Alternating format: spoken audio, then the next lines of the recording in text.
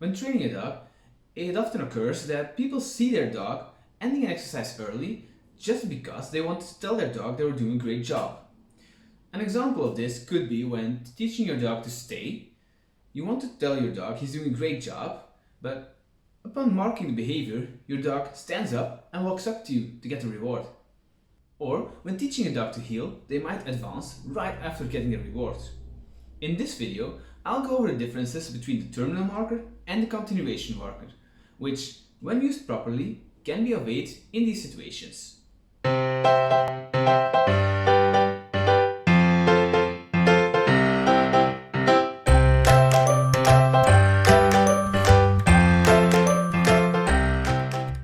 Hello, I am Raven from Connected Paths, and in this video I'll teach you the different types of markers.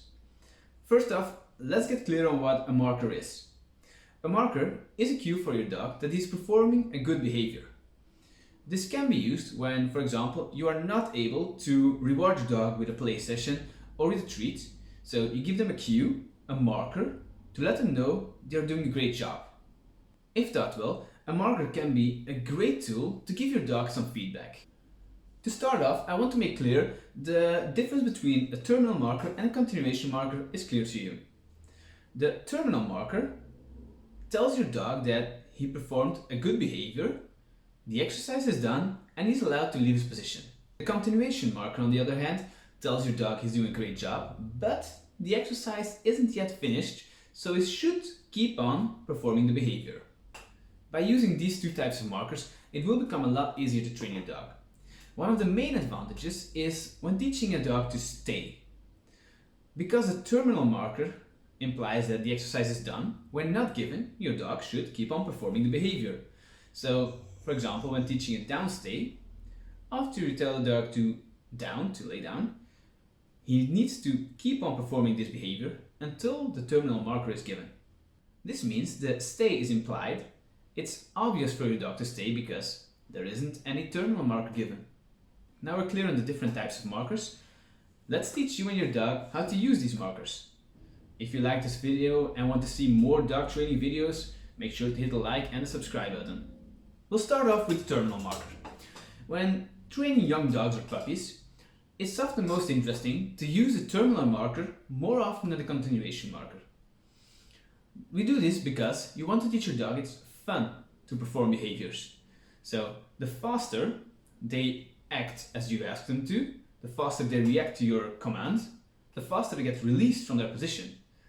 This speeds up the training process by a lot. In many cases, the terminal marker is a word like okay, or free, or good job. But of course, you're free to use whatever marker you prefer. This type of training essentially motivates your dog because it's fun to train this way. As I mentioned in my video about the basic principles of dog training, motivation is key in training your dog. Another reason to use a terminal marker when training puppies or young dogs might be because they aren't yet ready to stay in a position. In many of my videos, I tell you to set your dog up for success. Well, here we use the same method.